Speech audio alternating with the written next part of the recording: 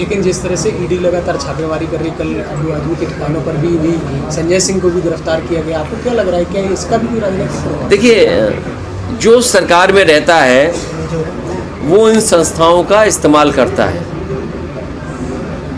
पहले कभी इस्तेमाल हुए होंगी ये संस्थाएं, आज भारतीय जनता पार्टी की सरकार है, लेकिन भारतीय जनता पार्टी ने सब सीमाएं लांघ दी।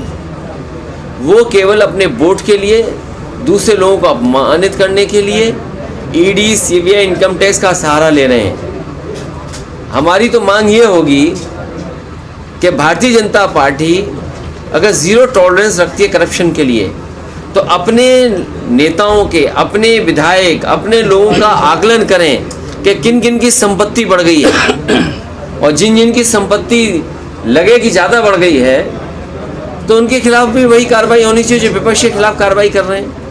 और मैंने कई मौक़ों पर कहा कि आज ज़मीनों का काम सबसे ज़्यादा कोई कर रहा है तो भारतीय जनता पार्टी के लोग कर रहे हैं। कई शहरों में बड़े बड़े भूमाफिया पैदा किए हैं और भूमाफियाओं का काम भारतीय जनता पार्टी स्वयं कर रही है। लखनऊ में, कानपुर में, आपके अयोध्या में, गोरखपुर में, वाराणसी में आप जानकारी कर लें, और सरकार जब भी जांच करेगी, सबसे ज़्यादा ज़मीनों का और सबसे ज़्यादा खिलवाड़ कागज़ों से और भूमि माफिया के रूप में कोई उभर कर के आ रहा है तो भारतीय जनता पार्टी स्वयं है। और अन्याय की सीमा आप देखिए, क्या कानपुर की घटना नहीं हुई? एक किसान की ज़मीन लिखवा ली, 6 करोड़ का चेक दे दिया, बाद में उस गरीब आदमी से चेक वापस लिया, चेक फाड़ दिया, उसे आत्महत्या करनी पड़ी। उसे कौन बचा रहा है? भारतीय जनता पार्टी के नेता बचा रहे हैं। इसी तरह कानपुर में एक व्यापारी को इतना मारा सिख भाई को कि उसकी आंख चली गई। कौन था वो? भारतीय जनता पार्टी का कार्यकर्ता था। इसी तरह और जगह अगर आप देखोगे, सबसे ज़्यादा अन्याय इनकी सरकार में हो रहा है। आज ही खबर पड़ी है कि कानपुर देहात में भी और कानपुर में 2 पक्ष में झगड़ा हुआ, 2 लोगों की जान चली गई केवल ज़मीन के विवाद में। सरकार को ये देखना चाहिए कि जो जहाँ पर ज़मीन को लेकर के विवाद हो रहा है या विवाद से जान जा रही है, आखिरकार वो अधिकारियों को कितनी एप्लीकेशन दे चुके हैं। सर, उद्योगपति मालूम हो रहा है, कहीं ना कहीं किसान परेशान है, किसान आत्महत्या कर रहा है, कैसे देखते हो सर? देखिए, धान की फसल तैयार है और अभी तक धान की खरीद का इंतज़ाम नहीं किया सरकार ने। गेहूं तो प्राइवेट कंपनियों से खरीदवा लिया और धान की कोई भी तैयारी सरकार ने नहीं की। हफ्ते 2 हफ्ते में धान कटने लगेगा।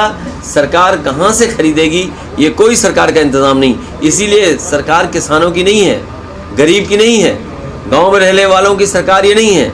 ये सरकार है बड़े बड़े लोगों की, उद्योगपतियों की।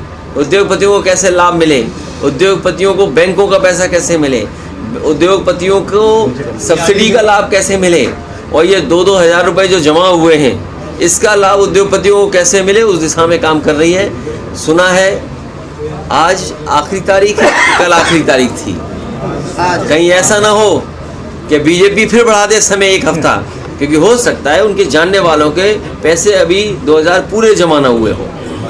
तो जिस तरह से मध्य प्रदेश में चुनाव है, क्या समाजवादी पार्टी कांग्रेस के साथ चुनाव लड़ेगी? देखिए, समाजवादी पार्टी बीजेपी को हराना चाहती है और समाजवादी पार्टी से कांग्रेस सहयोग ले और बीजेपी को हराए, उस दिशा में समाजवादी पार्टी काम कर रही है।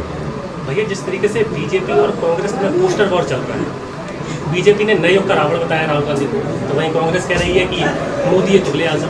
कैसे? देखिए, ये विवादों में नहीं पड़ना चाहिए। सही मायने में किसान का भला हो, गरीब को सुविधा मिले, और जो स्वास्थ्य सेवाएं ठप हो गई हैं, कम से कम स्वास्थ्य सेवाएं बेहतर हों। आज गरीब को किसी अस्पताल में इलाज नहीं मिल रहा, गरीब कहीं पहुंच जाएगा किसी अस्पताल में